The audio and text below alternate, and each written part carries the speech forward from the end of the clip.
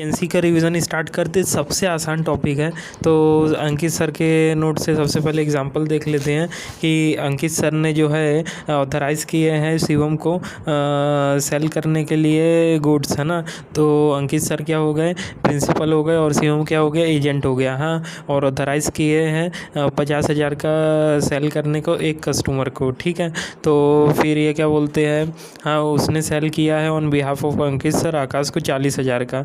तो ये with in the authority है, तो प्रिंसिपल ही लायबल होंगे। फिर आलोक को सेल किया है, 2 ट्रांजैक्शन किया है, 40,000 का एक, हाँ और एक 25,000 का। तो 40,000 वाला विद इन द अथॉरिटी है, प्रिंसिपल ही लायबल होंगे। पर 25,000 ट्रांजैक्शन 2 अब क्या है, लिमिट के ऊपर हो गया है, इसलिए outside the authority agent liable होगा। और देव को एक ही ट्रांजैक्शन किया 65,000 का, ये 65,000 डायरेक्टली आउटसाइड द अथॉरिटी है, तो इसमें भी एजेंट लायबल होगा। अब मेन नोट्स में आ जाते हैं, मीनिंग देखते हैं एजेंट की।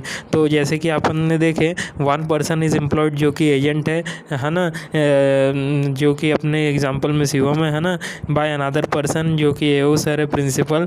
हाँ, किस लिए एक्ट करने के लिए, ऑन बिहाफ ऑफ प्रिंसिपल। हाँ, और किसके साथ एक्ट कर रहा है, किसके साथ एक्ट कर रहा है, 3rd पर्सन के साथ, ठीक है। तब एजेंसी फॉर्म हो जाती है।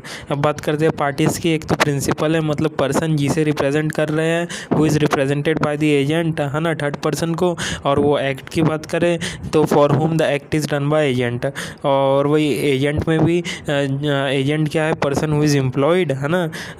और 3rd पर्सन की इसमें बात है, हु रिप्रेजेंट अनदर, जो रिप्रेजेंट कर रहा है 3rd पर्सन को। और एक्ट की बात करें, हाँ, who do act for another, ठीक है। अब बात करते हैं किसकी, एजेंशियल्स ऑफ कॉन्ट्रैक्ट ऑफ एजेंसी। बहुत ही आसान है। बेसिक का सबसे पहले कि एजेंट जो है can do any act on behalf of principal except जहाँ पे एक्ट इन्वॉल्व कर रहा है पर्सनल स्किल या पर्सनल नेचर, ठीक है। अब बात करते हैं दूसरा याद करने का तरीका, प्रिंसिपल एंड कंसिडरेशन। तो कंसिडरेशन तो नेसेसरी नहीं है, नॉट नेसेसरी। और प्रिंसिपल की बात करें, प्रिंसिपल लायबल है all the act of agent के लिए जो कि लॉफुल है और with in the agent authority काम हो रहा है। हाँ, और प्रिंसिपल जो आंसरेबल भी है टू 3rd पर्सन जो एक्ट जो है एजेंट रेंडर कर रहा है, एजेंट एंड रेंडर, है ना। और फिर उसके बाद बात करते हैं capacity of principal and agent की। तो कैपेसिटी ऑफ प्रिंसिपल क्या है, प्रिंसिपल का एज ऑफ मेजोरिटी अटेन करना और साउंड माइंड का होना ज़रूरी है। पर एजेंट जो है अनसाउंड माइंड का पर्सन हुआ या माइनर हुआ तब भी वो कैन बी एन एजेंट, ठीक है। तो एग्ज़ाम्पल देख लेते हैं, है ना। अपना एग्ज़ाम्पल 2 देखते हैं अंकित सर के नोट से कि साजन जो है एजेंट नहीं है, फिर भी वो एओ सर की जो है बुक बेच रहा है। तो हाँ, तो एओ सर जो है साइलेंट है, तो वो क्या बन जाएगा, साजन एजेंसी बाय एस्टॉपल। एओ सर कुछ कंडक्ट कर दे रहे हैं, साइन वाइन मार दे रहे हैं, तो एजेंसी बाय होल्डिंग आउट, ठीक है। रिफ्यूज़ कर रहे हैं तो वो कोई एजेंट वेजेंट नहीं है, वो सिर्फ प्रिटेंडेड एजेंट है। पर अगर अंकित सर एक्सेप्ट कर लेते हैं तो वो एजेंट बाय रेक्टिफिकेशन बन जाता है। अब वो बुक बेच सकता है अंकित सर की, ठीक है। अब तो देख लेते हैं, हाँ, मेन नोट से मोड्स ऑफ एजेंसी, है ना। तो या तो अपन ने अभी जो इम्प्लाइड और एजेंसी बाय रेक्टिफिकेशन की बात करें, है ना, तो इम्प्लाइड वाले की सबसे पहले देख लेते हैं कि अपन ने क्या बोले, हाँ, एस्टॉपल हो सकता है, होल्डिंग आउट हो सकता है, या नेसेसिटी वाला हो सकता है, ठीक है। तो एस्टॉपल वाले की बात करें, पर्सन जो है एजेंट नहीं है पर रिप्रेजेंट एज एन एजेंट और principal remain silent. Holding out की बात करें, person who is not an agent पर रिप्रेजेंट कर रहा है एज एजेंट, और पर्सन जो है ऐसा कंडक्ट अफर्म कर रहा है। और ये नेसेसिटी वाला एग्जांपल देख लेते हैं, हाँ, अंकित सर के नोट से ही अपना रेलवे वाला है कि रेलवे में दिल्ली से इलाहाबाद जाने वाली थी, पर वो जो है गुड्स अपने एकदम ख़राब होने वाले थे, है ना, पेरिसेबल थे। तो स्टेशन मास्टर ने उसे जो है सेल कर दिया। हाँ, तो वही एजेंसी बाय नेसेसिटी है। तो अब मेन नोट से इसका देखते हैं कि मतलब agent has the authority in an emergency, agent के पास अथॉरिटी एमरजेंसी में to do all the act, है ना। जो इसका पर्पस क्या है, प्रोटेक्ट करना। हाँ, प्रोटेक्ट करने के लिए स्टेशन मास्टर ने किया है फ्रॉम लॉस, है ना। इसलिए पर्पस क्या है, protecting the principal from loss. और वैलिड एजेंसी कब मानी जाएगी, जब पूरे के पूरे कंडीशन सेटिस्फाई होंगे, है ना। और ये कंडीशंस कौन कौन से है, याद करने का तरीका क्या है कि फटाफट गुड्स ख़राब होने वाले हैं, इसलिए अर्जेंटली वो कम्युनिकेट कर देगा। हाँ, जिससे जो है सेव हो जाएगा loss of principal, reasonable act के थ्रू हो गया, है ना। मतलब क्या है, तो सबसे पहले सिचुएशंस जब अर्जेंट हो, हाँ, और कम्युनिकेट का, हाँ, कोई पॉसिबिलिटी ना हो कम्युनिकेट करने की, हाँ, डन किए हैं सेव करने के लिए प्रिंसिपल फ्रॉम लॉस, और ये एक्ट जो है रीज़नेबल है, ठीक है। तो रीज़नेबल का मतलब क्या है, तुमने जो है वो सब्जी जो है 100 रुपये के बिकने वाली थी 2 ही रुपये में बेच दिए, जबकि वो ख़राब होके भी 10-15 रुपये में बिक जाती, तो ये रीज़नेबल नहीं है। हाँ, रीज़नेबल मतलब कम से कम 10 रुपये की तो बिकती है ना, वो है। फिर उसके बाद बात करते हैं, हाँ, और इसी का दूसरा याद करने का है कि गुड्स की कस्टडी अगर एजेंट के पास है ना, तब भी वो जो है एजेंसी बाय नेसेसिटी में सेल कर सकता है, ठीक है। अब बात करते हैं किसकी, एजेंसी बाय रेक्टिफिकेशन की। तो अपन ने बोले पहले तो ऑथराइज नहीं था, फिर ऑथराइज की एक्सेप्ट करके अंकित सर ने कि तू बुक बेच सकता है। तो मतलब पर्सन एक्ट फॉर समवन, हाँ, पर्सन जो एक्ट कर रहा है समवन पर, मतलब वो तो उनको दिखा के ही सेल कर रहा था ना, भाई मैं बुक सेल कर रहा हूँ, पर अंकित सर को कोई नॉलेज नहीं था, पर without his knowledge, without principal knowledge और अथॉरिटी, हाँ, फिर अदर पर्सन सब्सिक्वेंटली, फिर जो प्रिंसिपल है वो सब्सिक्वेंटली एक्सेप्ट कर ले रहा है या रेक्टिफाई कर दे रहा है उसके एक्ट को, तो इसे ही एजेंसी बाय रेक्टिफिकेशन हो जाती है। इसके एजेंशियल कौन कौन से हैं, तो इसके याद करने का तरीका वही है, एक तो प्रिंसिपल को लेके और दूसरा रेक्टिफिकेशन को लेके।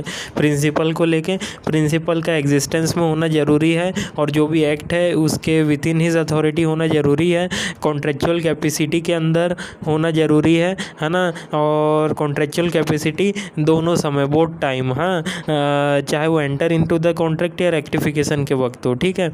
ये तो अपना ऐसे ही बेस हो गया प्रिंसिपल का, और उसे अब मेन वाला है कि उसे फुल नॉलेज होना चाहिए मटेरियल फैक्ट के बारे में, ठीक है। और दूसरा रेक्टिफिकेशन को लेकर था, तो रेक्टिफिकेशन का बेस कि ओनली सच पर्सन कर सकता है फॉर हुम एक्ट वाज डन, मतलब प्रिंसिपल ही कर सकता है, ठीक है। और इसका जो मेन वाला है कि कम्युनिकेट करेंगे, हाँ, या इन्फॉर्म कर देंगे थर्ड पर्सन को रीजनेबल टाइम में कि रेक्टिफिकेशन हुआ है ना, और लॉफुल एक्ट के लिए ही रेक्टिफिकेशन होगा, और होल ट्रांजैक्शन के लिए लॉफुल एक्ट, होल ट्रांजैक्शन के लिए रेक्टिफिकेशन होगा, ठीक है। और ये सबको अब लिखना कैसे है कि rectification must be made for lawful act, rectification must be done for lawful act, है ना, मेड डन करके लिख सकते हैं, है ना। और प्रिंसिपल का भी, principal must have the full knowledge of the material fact, हाँ, principal must be in existence, फिर the act must be done within the principal's authority, है ना, the act must be done within the contractual capacity of the principal, ऐसे करके लिख देना है। फिर उसके बाद अब बात करते हैं स्कोप ऑफ एजेंट की। तो स्कोप तो 3 ही है, एजेंट, अथॉरिटी, वही, तो वही है। तो स्कोप को याद करने का तरीका बहुत ही आसान है, एक्चुअल में इमरजेंसी आ गई है भाई एंड अपेरेंट हो गया स्कोप, ठीक है। तो एक्चुअल अथॉरिटी, हाँ, तो स्कोप में सबसे पहले एजेंट की अथॉरिटी में एक्चुअल अथॉरिटी देख लेते हैं कि एक्चुअल अथॉरिटी जब एग्रीमेंट होता है, कब क्रिएट होगा, जब एग्रीमेंट होता है प्रिंसिपल एंड एजेंट में, और ये एक्सप्रेस भी हो सकता है, इम्प्लाइड भी हो सकता है। फिर उसके बाद में इमरजेंसी में अथॉरिटी कब क्रिएट होगी, जब पर्पज़ होगा प्रोटेक्ट करने का प्रिंसिपल फ्रॉम लॉस, और वो पर्सन ऑर्डिनरी प्रूडेंस लगाएगा और सिमिलर सर्कमस्टेंसेस में प्रोटेक्ट करेगा। फिर अपेरेंट अथॉरिटी, जिसे ऑस्टेंसिबल अथॉरिटी भी कहते हैं, तो ये क्या बोलता है कि हर एक लॉफुल थिंग कर सकता है एजेंट जो कि नेसेसरी है इन ऑर्डर टू डू, है ना, जैसे कि वो कैरी ऑन कर सकता है बिजनेस, और उसमें भी हर एक लॉफुल नेसेसरी थिंग कर सकता है फॉर द पर्पस, है ना। फिर उसके बाद अब बात करते हैं agency relationship between husband and wife, है ना। इनमें हस्बैंड एंड वाइफ में कौन सी एजेंसी का रिलेशन होता है, अगर वो लिविंग टुगेदर एक साथ रह रहे हैं तो हस्बैंड जो है लाइबल है हर एक नेसेसरीज ऑफ वाइफ के लिए, और वाइफ जो है प्लेज कर सकती है हस्बैंड का क्रेडिट फॉर नेसेसरीज, ठीक है। पर कब कब नहीं कर सकती है वाइफ, हाँ, कब कब जो है हस्बैंड लाइबल नहीं है, जब वाइफ जो है फॉरबिडन हो तब, वाइफ को गिवन मनी ये अर्न कर रही है तब। हाँ, ये याद करने का तरीका था, ठीक है। मतलब wife is forbidden, wife has been given money, she is in earning capacity, ठीक है। और गुड्स को लेके याद करने का तरीका क्या है, जब गुड्स नेसेसरी नहीं है और ट्रेडर को ऑलरेडी वॉर्न कर दिए हैं, मतलब when goods are not necessary trader is already warn by husband, ठीक है। अगर पर अलग अलग रह रहे हैं, लिविंग सेपरेटली, तो जस्टिफाइड रीज़न है, माँ बाप की सेवा के लिए अलग रह रहे हैं तो हस्बैंड लायबल है, otherwise husband is not liable. फिर उसके बाद अब बात करते हैं हाँ एजेंट के राइट्स, ड्यूटीज़ एंड लाइबिलिटीज़ की। तो सबसे पहले अधिकार क्या है एजेंट के, राइट्स क्या है। तो राइट मनी को लेकर देख लेते हैं, फिर गुड्स को लेके। तो मनी को लेके उसे रिन्यूमरेशन, कंपनसेशन और इंडेमनीफाइड का जो भी लॉस है सब मिलेगा, और वो रिटेन भी कर सकता है मनी कुछ सर्कमस्टेंसेज में, ठीक है। तो देख लेते हैं सबसे पहले राइट टू रिसीव रेन्यूमरेशन, जो एग्रीड है वो मिलेगा, मतलब अगर 100 रुपये एग्रीड है तो वही, अगर नहीं तो रिजनेबल मिलेगा, कम से कम भाई 90 रुपये तो मिलेगा ही जो सबका चल रहा है, पर नहीं मिलेगा अगर उसने कोई गलती किया है ना, not be entitled if found guilty. फिर उसके बाद है राइट टू गेट कंपनसेशन, है ना, उसे कंपनसेशन मिलेगा एनी लॉस के लिए, उसके हाँ एनी लॉस नहीं, राइट टू गेट कंपनसेशन, है ना, एनी लॉस जो भी हुआ है मिसकंडक्ट ऑफ प्रिंसिपल के कारण, है ना। फिर उसके बाद है इंडेमनीफाइड का भी उसे जो लॉस है वो मिलेगा, मतलब फॉर ऑल लॉफुल एक्ट, है ना। फिर उसके बाद बात करते हैं वो रिटेन कर सकता है, पैसे अपने पास रख सकता है जो भी मनी रिसीव्ड हुआ है बिजनेस में, अगर फॉलोइंग थिंग अनपेड हुई है, उसे एक्सपेंसेस एडवांसेस नहीं मिले हैं और रेन्यूमरेशन भी नहीं मिला है तो पैसे रख सकता है। और इसी से जो है गुड्स में भी सेम टू सेम है, लीन रख सकता है अपने गुड्स, है ना, राइट ऑफ लीन मिलता है गुड्स बुक्स को, गुड्स और बुक्स को वो जो है जो भी बिजनेस की है वो रख सकता है जब फॉलोइंग थिंग अनपेड है, वही एक्सपेंसेस एडवांसेस और रेन्यूमरेशन, ठीक है। अब बात करते हैं ड्यूटीज़, मतलब रिस्पॉन्सिबिलिटी क्या है एजेंट की। तो यही रिस्पॉन्सिबिलिटी ऑफ एजेंट में याद करने का तरीका क्या है, मनी को लेके वो सीक्रेट प्रॉफिट अर्न नहीं करेगा और रिटर्न करेगा मनी, है ना, not to earn secret profit, अगर अर्न किए हो तो sell return it to the business, और वो रिटर्न करेगा ड्यूटी टू रिटर्न मनी, मतलब क्या है वॉट एवर जो भी रिसीव हुआ है ना बिजनेस में उसे रिटर्न करूँ। अब प्रिंसिपल को लेके एजेंट की और क्या रिस्पॉन्सिबिलिटी है कि एजेंट जो है कंडक्ट करेगा बिजनेस प्रिंसिपल का, है ना, और प्रॉपर स्किल के साथ बुक्स ऑफ अकाउंट्स को कम्युनिकेट करेगा, मतलब हाँ मतलब कंडक्ट प्रिंसिपल्स बिजनेस तो डायरेक्शन ऑफ प्रिंसिपल के हिसाब से और कस्टम और यूजेज ऑफ ट्रेड के हिसाब से, है ना। फिर उसके बाद प्रॉपर स्किल के साथ, मतलब स्किल एज पर बिजनेस होना ज़रूरी है, अगर अदरवाइज वो जो है कंपनसेट करेगा प्रिंसिपल को कुछ गड़बड़ करता है तो, पर हाँ एजेंट लायबल नहीं होगा जब प्रिंसिपल ज़बरदस्ती उसे रखा है, लैक ऑफ स्किल है, प्रिंसिपल अवेयर है फिर भी उसने रखा है, हाँ। और फिर उसके बाद में वो जो है रेंडर बुक्स ऑफ अकाउंट्स, है ना, मतलब जब भी प्रिंसिपल डिमांड करेगा बुक्स दिखाओ तब दिखाना पड़ेगा, और वो कम्युनिकेट करेगा प्रिंसिपल को जब भी कॉम्प्लेक्स सिचुएशन में वो फंस जाए, ठीक है। अब बात करते हैं पर्सनल लाइबिलिटी ऑफ एजेंट की, कि एजेंट कब कब पर्सनल लाइबल होगा, है ना। तो प्रिंसिपल को लेके इससे याद करने का तरीका क्या है कि प्रिंसिपल को स्यू नहीं कर सकते हैं, है ना, प्रिंसिपल को स्यू नहीं कर सकते तब एजेंट पर्सनली लायबल होगा, है ना। और फॉरेन एंड अनडिस्क्लोज प्रिंसिपल में भी जो है एजेंट पर्सनली लायबल होगा। और बात करते हैं एजेंसी को लेके कब जो है पर्सनली लायबल होगा एजेंट, जब नेगोशिएबल इंस्ट्रूमेंट उसके ओन नेम में लिखा हुआ है, और जब वो एजेंट ने फ्रॉड किया है कस्टम यूजेज ऑफ ट्रेड में एक्सप्रेसिवली तरीके से, और अथॉरिटी जो है एक्सीड हो गई है और कपल्ड विथ इंटरेस्ट के साथ में हो गई है ना। तो ये क्या है, तो एक एक करके देख लेते हैं। जब फॉरेन प्रिंसिपल है ना, अनडिस्क्लोज प्रिंसिपल है, principal can not be sued, ठीक है। और जब एजेंसी जो है एजेंट जो है साइन कर रहा है negotiable instrument in its own name, fraud कर रहा है custom and usages of trade में, हाँ एजेंट एक्सप्रेसिवली कर रहा है प्रोवाइड सो, जिससे जो अथॉरिटी जो है एक्सीड्स हो जा रही है, एजेंट एक्सीड्स द अथॉरिटी और एजेंसी कपल्ड विद इंटरेस्ट, ठीक है।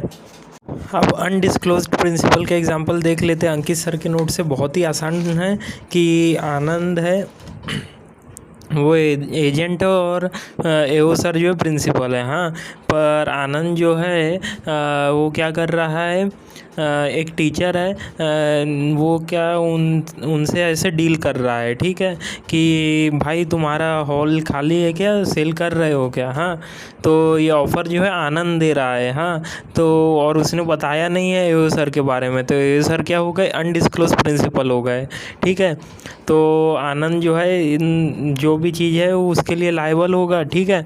और जब ये क्या बोलते हैं, वो टीचर जो है दूसरा वाला वो अवेयर हो जाएंगे एओ सर के बारे में, तो रिफ्यूज़ कर सकते हैं कॉन्ट्रैक्ट या एक्शन ले सकते हैं आनंद के अगेंस्ट, एओ सर के अगेंस्ट या दोनों के अगेंस्ट। तो ये एग्जांपल हो गया। अब इसका मेन नोट से आ जाते हैं इसके कॉन्सेप्ट पे।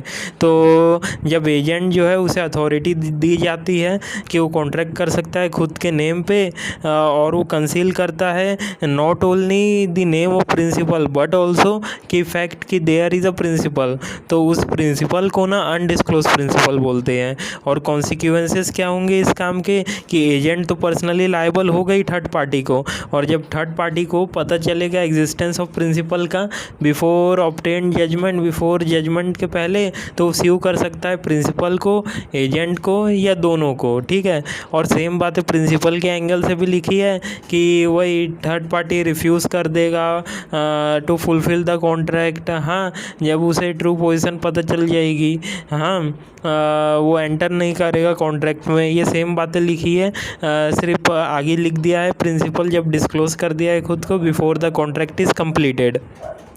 अब बात करते हैं लाइबिलिटी ऑफ प्रिंसिपल की टू थर्ड पार्टीज़, है ना। तो इसे याद करने का बहुत ही आसान तरीका है। एक तो प्रिंसिपल कब लाइबल होगा, तो एजेंट के एंगल से देख लेते हैं और थर्ड पार्टी के एंगल से। जब एजेंट ने जो है फ्रॉड किया है विद इन द अथॉरिटी और नोटिस मिल गई है ना, ये याद करने का तरीका है। तो व्हेन एजेंट इज़ हाँ इज़ डन फ्रॉड, है ना, इन case of fraud by agent, तो विद इन द पावर्स क्या है, प्रिंसिपल लाइबल हो गई। हाँ, फिर उसके बाद है विद इन द अथॉरिटी काम किया है, agent is acting with in the authority, तब एक्ट अगर जो विद इन द अथॉरिटी उसे सेपरेट कर सकते हैं एक्ट बियॉन्ड द अथॉरिटी से, तो प्रिंसिपल लायबल होगा हाँ रिस्पेक्टिवली काम के लिए, है ना। अगर नहीं कर सकते हैं तब agent will be liable for the whole, ठीक है।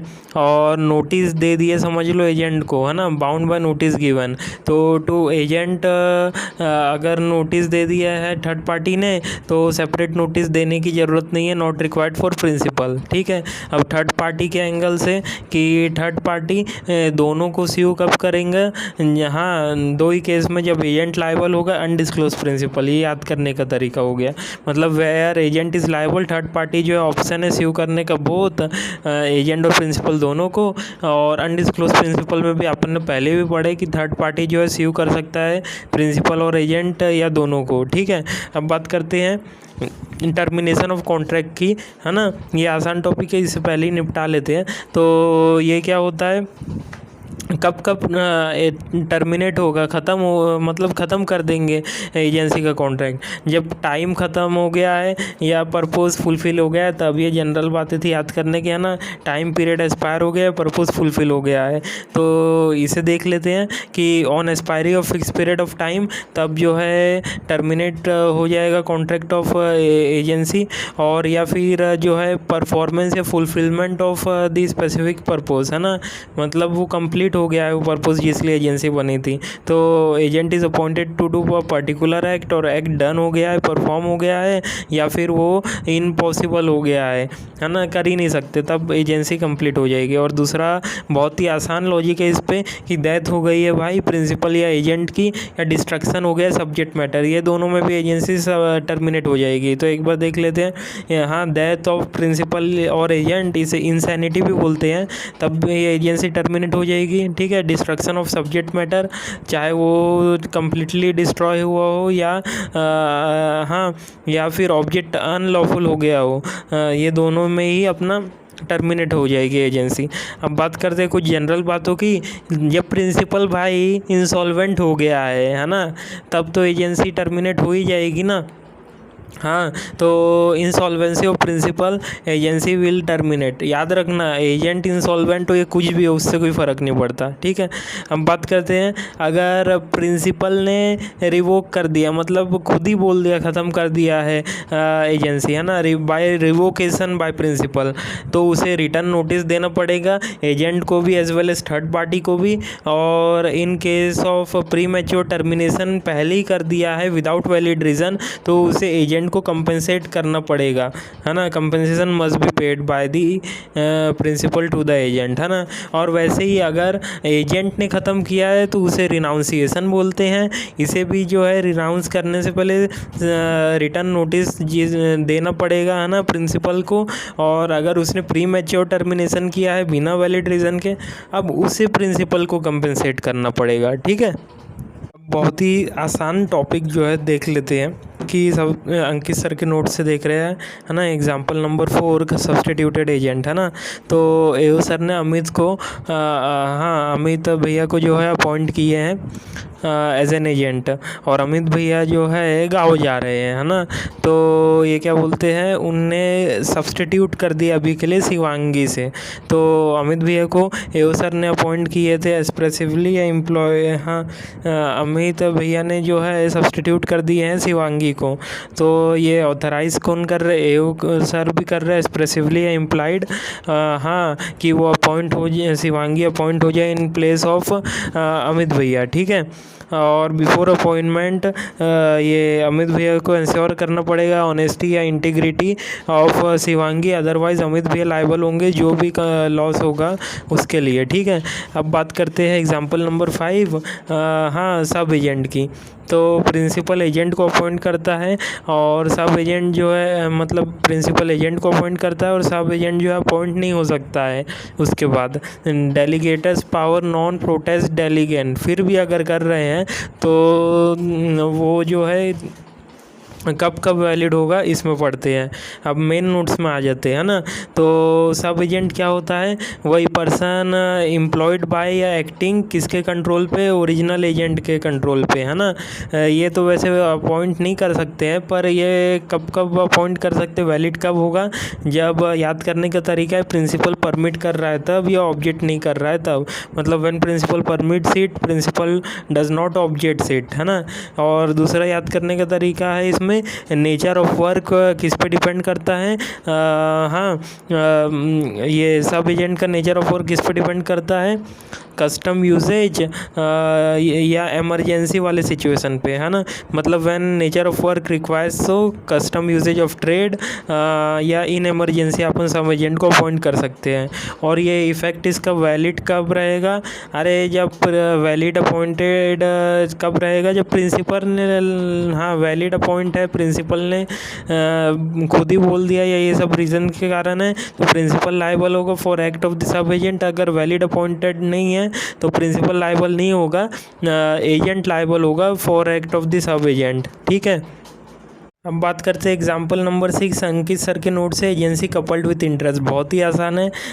भालू भैया ने जो है लोन जो है लिए हैं 10 लाख का ऋषभ से, है ना।